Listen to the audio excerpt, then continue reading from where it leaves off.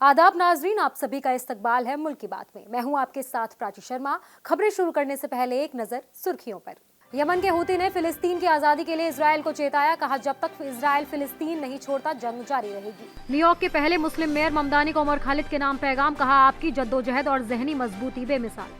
उमर खालिद के लिए वॉशिंगटन में उठी आवाज। 8 अमेरिकी सांसदों ने भारतीय सफीर को लिखा खत। गाजियाबाद के बाद लुधियाना में मुसलमानों की कत्लेआम की धमकी। नमाज जुमा के मुकाबले में हनुमान चालीसा मरकज बनाने का ऐलान। चोमू में मस्जिद तनाजे के बाद गर्जा बुलडोजर। इमाम चौक पर कई जायदादें की गई जमींदोज। अमरोहा के स्कूल में बुर्का पहनकर लड़कों ने किया डांस। प्रिंसिपल की मौजूदगी पर उठे सवाल, सख्त कार्रवाई की उठी मांग। एएमयू टीचर मर्डर में बदले की खौफनाक साजिश का खुलासा। मुखबरी के शक में ली गई दानिश राव की जान। शाहरुख खान की हिमायत में आए मौलाना साजिद रशीदी देवकीनंदन ठाकुर के खिलाफ कार्रवाई का किया मुतालबा।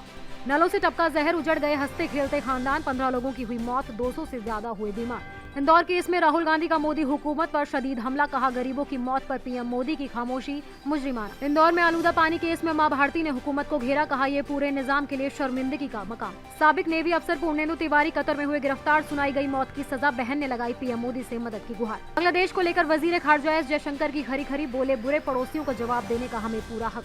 यमन के हूती ने खुल्लम खुल्ला ऐलान कर दिया है कि वो फिलिस्तीन की मुकम्मल आजादी तक इजराइल के खिलाफ मैदान में डटा रहेगा।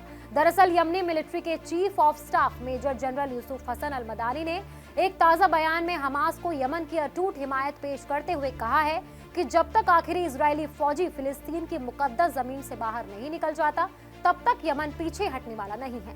इसके साथ ही मेजर जनरल यूसुफ हसन ने इजरायली जुल्म के सामने सीना तानकर खड़े रहने वाले हमास के शहीद कमांडरों को सलाम पेश किया और साफ कहा कि शहादतें रेजिस्टेंस को कमजोर नहीं करती बल्कि दुश्मन की रीढ़ तोड़ देती हैं। हूती जनरल ने इजराइल को सीधी चेतावनी देते हुए कहा है कि इजराइल हुकूमत चाहे जितने जुल्म कर ले, चाहे जितनी साजिशें रच ले, उसका खात्मा तय है। यमन के हूतियों की तरफ ऐसी चेतावनियों और एक बार फिर बढ़ते जंग के खतरे ने नेतन्याहू की टेंशन बढ़ा दी है। तनाजुं से भरा मिडिल ईस्ट एक बार फिर जंग की आग में धधकने को तैयार है। इजराइल अमेरिका को घसीट कर ईरान, यमन, गजा के साथ फिर से जंग करने को बेताब हो रहा है। ऐसे में खदशा है कि आने वाले दिनों में इजराइल फिर किसी मोर्चे पर जंग शुरू कर दे। हाल में यमन के साथ भी इजराइल की टेंशनें बढ़ी हैं। यमन ने ऐलान किया था कि वो इजराइल से जंग के लिए तैयार है। अब यमन ने एक बार फिर बड़ा ऐलान किया है कि वो फिलिस्तीन और हमास की हिमायत करने में कोई कसर नहीं छोड़ेगा। प्रेस टीवी की खबर के मुताबिक यमन के आर्म्ड फोर्सेज के chief of staff major general Yusuf Hassan al Madani ने हमास को भेजे गए एक सख्त और जज्बाती पैगाम में इजरायली कब्जे के खिलाफ जंग जारी रखने का ऐलान किया। अल मदानी का कहना है कि यमन फिलिस्तीनी रेजिस्टेंस के हर फैसले में, हर मैदान में, हर मोर्चे पर उनके साथ खड़ा रहेगा जब तक आखिरी इजरायली फौजी को फिलिस्तीन की पाक सरजमी से भगा नहीं देते। ये बयान सिर्फ एक डिप्लोमेटिक सपोर्ट नहीं बल्कि सीधी सियासी और फौजी हिमायत का इशारा माना जा रहा है। यमनी आर्मी चीफ ने हमास के उन कमांडरों की खुलकर तारीफ की जिन्होंने उनके मुताबिक जंग के मैदानों में इजरायली फौज का बहादुरी से सामना किया। खासतौर पर उन्होंने अबू उबैदा समेत उन सीनियर कमांडरों की कुर्बानियों को याद किया जिनकी मौत की तस्दीक हाल ही में गजा में इजरायली हमलों में हुई है। अल मदानी ने कहा कि फिलिस्तीनी कौम में ऐसे लीडर बार बार पैदा होते रहेंगे और फिलिस्तीन के परचम का सर कभी नहीं झुकेगा। हूती जनरल ने आगे चेताया कि इजरायली हुकूमत चाहे जितनी ताकत दिखाए, वो अपने न टाले जाने वाले अंजाम की तरफ तेजी से बढ़ रहा है। इसी बीच यमन की सुप्रीम पॉलिटिकल काउंसिल के member Mohammad Ali al Houthi ने भी इजराइल को खतरनाक चेतावनी दी। उन्होंने कहा कि अगर सोमालीलैंड में इजराइल ने कोई फौजी कदम उठाया तो उसे यमन के लिए मिलिट्री टारगेट माना जाएगा। यानी तस्वीर अब बिल्कुल साफ होती जा रही है। यमन फिलिस्तीन के मुद्दे पर पीछे हटने के मूड में नहीं, उसकी इजराइल पर दबाव बढ़ाने की कोशिशें तेज हो रही हैं और जंग सिर्फ गजा तक महदूद रहने के आसार बहुत कम हैं। तो अब ये देखना होगा कि क्या आने वाले दिनों में दुनिया एक बड़ा इलाकाई टकराव देखने वाली है। दिल्ली की तिहाड़ जेल में पिछले करीबन 5 सालों से बंद जेएनयू के साबिक तालिबे इल्म और समाजी कारकुन उमर खालिद को अब ममदानी की हिमायत हासिल है। अमेरिका के न्यूयॉर्क शहर के नए मेयर जोहरान ममदानी ने उमर खालिद को एक जज्बाती खत लिखकर उनके लिए इज़हार-ए-यकजहती जाहिर की है। ये खत उसी दिन सामने आया जब जोहरान ममदानी ने न्यूयॉर्क के मेयर के ओहदे का हलफ लिया। वो न्यूयॉर्क जैसे बड़े शहर के पहले मुस्लिम मेयर बने हैं। इस खत में ममदानी ने उमर खालिद के घर से हुई बातचीत का जिक्र किया है। उन्होंने लिखा कि वो उमर के ख्यालात और उनकी जद्दोजहद को लगातार याद करते हैं। खत में ममदानी ने लिखा है कि उन्हें उमर के वालिदैन से मिलकर अच्छा लगा और वो सभी उमर के बारे में सोचते रहते हैं। ये हाथ से लिखा खत उमर खालिद की पार्टनर बनो ज्योत्सना लाहिरी ने अपने सोशल मीडिया अकाउंट पर साझा किया। खत में ममदानी ने उमर की तरफ से नफरत और कड़वाहट के खिलाफ कही गई बातों को याद करते हुए जहनी मजबूती बनाए रखने की तारीफ की। ये पहली बार नहीं है जब ज़ोहरान ममदानी ने उमर खालिद की हिमायत की है। जून 2023 में पीएम नरेंद्र मोदी के अमेरिका दौरे से पहले न्यूयॉर्क में मुनक्किद एक प्रोग्राम में ममदानी ने उमर खालिद की तरफ से जेल से लिखे गए खत के कुछ हिस्से पढ़े थे। न्यूयॉर्क के नए मेयर ज़ोहरान ममदानी की जानिब से उमर खालिद की हिमायत में खत लिखे जाने के बाद अब अमेरिका के 8 सांसदों ने भारतीय हुकूमत से बैनुल अक़वामी कानून के मुताबिक खालिद को मुंसिफाना ट्रायल दिलाने की अपील की है। ये खत अमेरिका में भारत के सफीर विनय क्वात्रा को भेजा गया है। इस खत की क़यादत हाउस रूल्स कमेटी के रैंकिंग मेंबर और टॉम लेंटोस ह्यूमन राइट्स कमीशन के सह सदर जिम मैकगवर्न ने की है। वो मैसाचुसेट्स के दूसरे पार्लियामानी हलके से डेमोक्रेट सांसद हैं। उनके साथ 7 दीगर सांसदों ने भी इस खत पर दस्तखत किए हैं। खत में बताया गया कि जिम मैकगवर्न और दीगर सांसदों ने दिसंबर की शुरुआत में उमर खालिद के वालिदैन से मुलाकात की थी। इसके बाद उन्होंने भारत सरकार से इस मामले में मुदाखलत की अपील की। गाजियाबाद में खुलेआम हथियार बांटे जाने और अक्सरियती बिरादरी के लोगों को मुसलमानों पर हमले के लिए उकसाने के मामले सामने आए थे। इसी कड़ी में अब पंजाब से एक और मामला सामने आया है जिसने मुल्क की अक़लियतों को डराने और दहशत पैदा करने की कोशिशें की है। पंजाब के लुधियाना में आयोजित एक बैठक के दौरान एक हिंदूवादी दल के लीडर ने मुसलमानों को लेकर भड़काऊ और इश्तिगाल अंगेज बयान दिए। बैठक में बोलते हुए लीडर ने कहा कि जब हर बजरंगी हथियारबंद होकर निकलेगा तो वो मुल्लाओं को कुचल देगा। उनका ये बयान सोशल मीडिया पर तेजी से वायरल हुआ है। अपनी तकरीर के दौरान लीडर ने बांग्लादेश में हालिया तशद्दुद का जिक्र करते हुए भारत के मुसलमानों पर हमला करने के लिए उकसाया। मंच से कहा कि हुकूमत को बांग्लादेश में जाने वाली सप्लाई को रोक देना चाहिए। अगर नहीं मानते हैं तो उसके 4 टुकड़े करके पूरे बांग्लादेश को खत्म कर दो और हिंदुओं को बचाने के लिए हुकूमत को साहस करना चाहिए। इस दौरान उसने कहा कि बांग्लादेश में जिस तरह हिंदुओं का बेरहमी से कत्ल हो रहा है, अगर हर गांव में हनुमान चालीसा केंद्र बन जाए तो हिंदुओं की हिफाजत हो सकती है। जयपुर के चोमू में इमाम चौक पर बुलडोजर कार्रवाई जारी है। पुलिस ने कई जायदादों को जमींदोज कर दिया है। ये कार्रवाई उस तशद्दुद के बाद अमल में आई है जिसमें कई पुलिस एहलकार जख्मी हुए थे। जयपुर जिले के चोमू कस्बे में मस्जिद के बाहर पुलिस पर पथराव के वाकये के बाद इंतजामिया ने नज्म और जब्त को लेकर सख्त रुख इख्तियार किया है। इसी कड़ी में चोमू के इमाम चौक इलाके में तजावुजात के खिलाफ बड़ी कार्रवाई की गई। मुकामी इंतजामिया और नगर परिषद की मुश्तरका टीम ने गैर कानूनी तामीरात को हटाने के लिए बुलडोजर चलाया है। कार्रवाई के दौरान किसी भी तरह की नाखुशगवार सूरत हाल से निपटने के लिए इलाके में भारी पुलिस फोर्स तैनात की गई। ये तनाज़ा देखते ही देखते पुरतशद्दुद शक्ल इख्तियार कर गया और पुलिस पर पथराव हुआ जिसमें कई पुलिस एहलकार जख्मी हो गए थे। इस वाकये के बाद पुलिस ने हंगामा आराई में शामिल लोगों की शिनाख्त करके उनके खिलाफ कार्रवाई शुरू की। वहीं नगर परिषद ने इलाके में गैर कानूनी तामीरात की जांच तेज कर दी। इंतजामी अफसरान के मुताबिक इमाम चौक इलाके में लंबे अरसे से सरकारी और आवामी जमीन पर गैर कानूनी कब्जों की शिकायतें मिल रही थी। जांच के बाद नगर परिषद की जानिब से 19 से 20 लोगों को नोटिस जारी किए गए थे। इन नोटिसों में मुतालिका लोगों को तयशुदा वक्त के अंदर जवाब देने और खुद अतिक्रमण हटाने की हिदायत दी गई थी। उत्तर प्रदेश के प्रतापगढ़ जिले के रंजीतपुर चिलबिला इलाके में मौजूद करबला की जमीन पर कथित कब्जे की कोशिश के मामले में पुलिस ने 4 लोगों को गिरफ्तार किया है। मालूमात के मुताबिक एक दिन पहले विजय मौर्य की अगुवाई में कुछ लोग 2 जेसीबी मशीनों के साथ मौके पर पहुंचे थे और करबला की जमीन पर कब्जा करने की कोशिश की थी। जेसीबी मशीनों से जमीन को समतल करने और साफ करने का काम शुरू कर दिया गया है जिसकी मुकामी लोगों ने मुखालफत की। मुबैना कब्जे की इत्तला मिलते ही इलाके में दहशत फैल गई। करबला कमेटी के अफराद मौके पर पहुंचकर मुखालिफ एहतजाज करने लगे। इस दौरान मुलजिमों ने कमेटी के अफराद के साथ मारपीट की और उन्हें धमकाया भी। इत्तला मिलने पर पुलिस मौके पर पहुंची और हालात को कंट्रोल किया। पुलिस ने कार्रवाई करते हुए दोनों जेसीबी मशीनों को जब्त कर लिया और विजय मौर्य, विशाल मौर्य, अनूप श्रीवास्तव और अंकित जायसवाल को गिरफ्तार कर लिया। मुहर्रम कमेटी के सरबराह हैदर ली की तरफ से दी गई शिकायत के मुताबिक पुलिस ने मारपीट, माहौल खराब करने, मजहबी जज्बात को ठेस पहुंचाने समेत धाराओं में मामला दर्ज किया है। उत्तर प्रदेश के अमरोहा से एक वीडियो तेजी से वायरल हो रहा था जिसमें कुछ लोग बुर्का पहनकर डांस करते हुए नजर आ रहे थे। अब एक दूसरा वीडियो सोशल मीडिया पर छाया हुआ है जिसने इस तनाज़े को मजीद हवा दे दी है। अमरोहा में वाक़े मेस्को पब्लिक स्कूल में मुनक्किद कार्निवल प्रोग्राम के दौरान बुर्का पहनकर नौजवानों के जरिए किए गए डांस का मामला मुसलसल तूल पकड़ता जा रहा है। इस तनाज़े से जुड़ा एक और वीडियो सामने आया है जिसने पूरे मामले को और भी संगीन बना दिया है।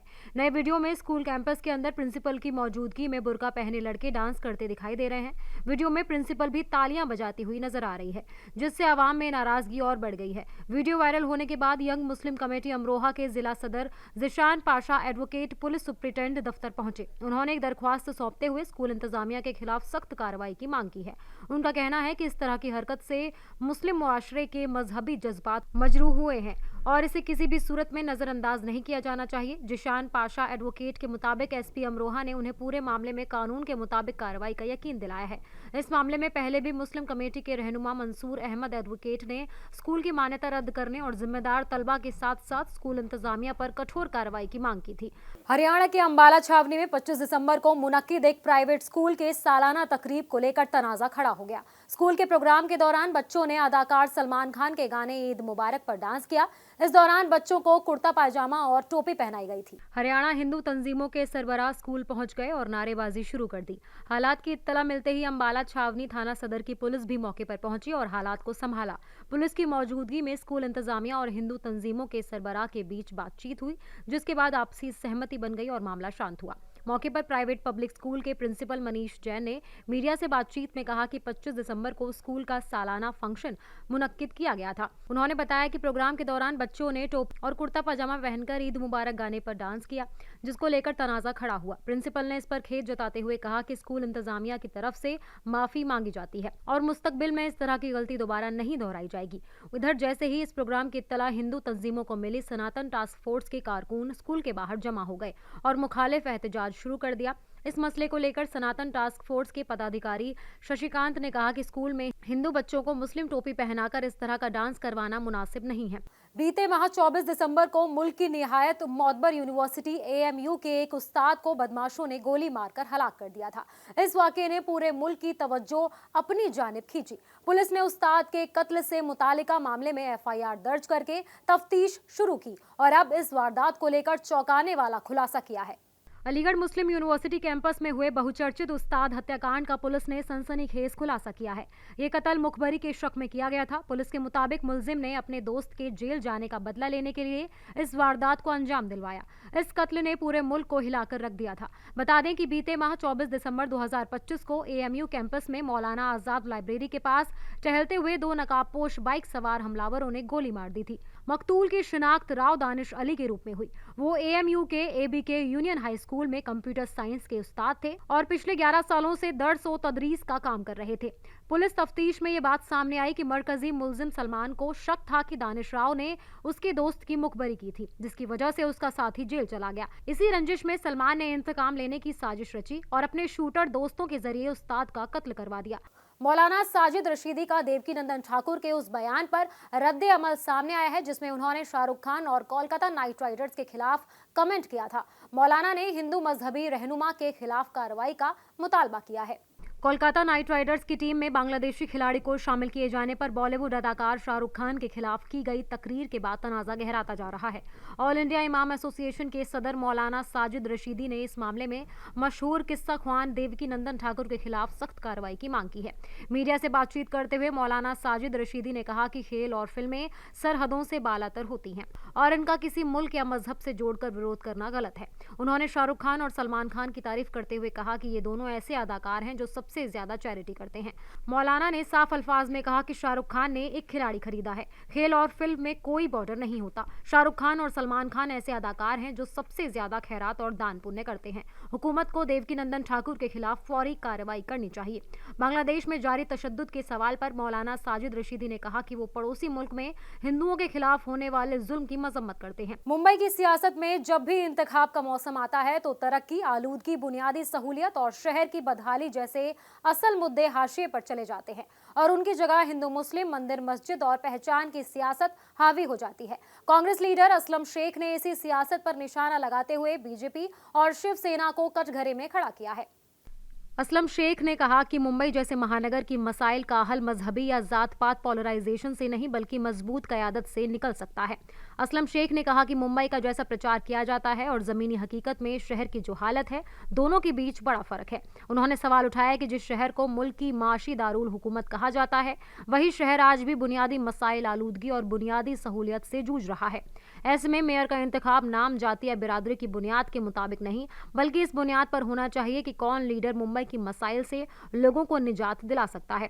कांग्रेस लीडर ने मीडिया से बातचीत करते हुए अवाम से दरख्वास्त की कि वो जाति या बिरादरी की बुनियाद पर गुमराह ना हो। शेख ने कहा कि मेयर कौन बनेगा, खान, शैलार, शिंदे या शेख, इसका फैसला जाति की बुनियाद पर नहीं बल्कि इस बुनियाद पर होना चाहिए कि कौन मुंबई की असरदार क़यादत कर सकता है। भागीरथपुरा में आलूदा और जहरीले पानी की सप्लाई से अब तक 15 लोगों की मौत हो चुकी है और 200 से ज्यादा लोग बीमार हुए हैं। मेडिकल रिपोर्ट में पानी में खतरनाक बैक्टीरिया पाए गए हैं। महकमा सेहत हैजे के खदशे के चलते इलाज और जांच में मसरूफ है।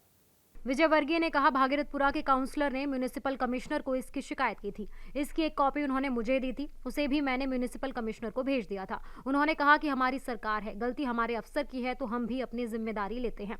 जहरीले पानी के शिकार मुतासिर अब भी अस्पतालों में भर्ती हैं। इनमें संजय यादव भी शामिल हैं। उनकी मां की मौत जहरीले पानी से हो गई और उनका बेटा भी अस्पताल में भर्ती है। संजय और उनकी बीवी को भी उल्टी दस्त की शिकायत थी, उन्हें भी अस्पताल में भर्ती किया गया है। संजय ने कहा कि अब मुझे मेरे बेटे की फिक्र है, उसे 10 बोतल सलाइन चढ़ाई गई। संजय ने कहा कि मेरी मां को जहरीले पानी ने छीन लिया, लेकिन मेरे बेटे को सरकार बचा ले। संजय ने कैलाश विजयवर्गीय से चेक लेने से भी इनकार कर दिया था। जहरीला पानी पीने से 5 माह के बच्चे की भी मौत हो गई। खानदान में बरसों बाद खुशियां आई थी। बच्चों की मौत के बाद मां बात करने की हालत में नहीं है। अव्यान के वालिद सुनील ने बताया कि डिलीवरी के बाद बीवी को दूध ठीक से नहीं आ रहा था। इस वजह से अव्यान को ऊपर का दूध पिलाना शुरू किया। पैकेट वाला दूध नौजायदा के लिए ज्यादा गाढ़ा होता है, आसानी से वो पच सके, इस वजह से उसमें हमने पानी मिलाया। हमें क्या पता था कि वो जहरीला पानी हमसे हमारे बेटे को छीन लेगा। ऑपोजिशन लीडर राहुल गांधी ने इंदौर में आलूदा पानी की वजह से कई लोगों की मौत पर जुमे के रोज संगीन इल्जामात लगाए। उन्होंने कहा कि बीजेपी के जेर इक्तिदार मध्य प्रदेश नाफिज निजाम का मरकज बन चुका है और वजीर आजम नरेंद्र मोदी गरीबों की मौत पर हमेशा की तरह खामोश हैं।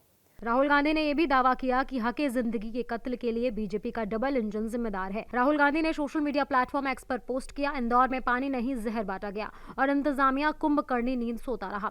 घर घर मातम है, गरीब बेबस है और ऊपर से बीजेपी लीडरान के तकव्वुर भरे बयानात। जिनके घरों के चूल्हे बुझ गए उन्हें तसल्ली और सांत्वना की जरूरत थी, लेकिन सरकार ने गुरूर परोस दिया। राहुल गांधी ने सवाल उठाया कि जब लोगों ने बार बार गंदे और बदबूदार पानी की शिकायत की थी तो फिर सुनवाई क्यों नहीं हुई। लोकसभा में ऑपोजिशन लीडर ने पूछा कि सीवर का गंदा पानी पीने के पानी में कैसे मिला, वक्त रहते सप्लाई बंद क्यों नहीं की गई, जिम्मेदार अफसरान और लीडरान पर कार्रवाई कब होगी। उन्होंने मजीद कहा कि ये मामूली सवाल नहीं बल्कि जवाबदेही का मुतालबा है।